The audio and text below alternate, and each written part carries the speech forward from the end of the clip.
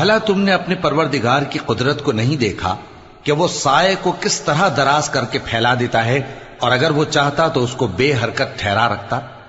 پھر ہم سورج کو اس کا رہنما بنا دیتے ہیں، پھر ہم اس کو آہستہ آہستہ اپنی طرف سمیٹ لیتے ہیں۔ اور وہی تو ہے جس نے رات کو تمہارے لیے پردہ اور نیند کو آرام بنایا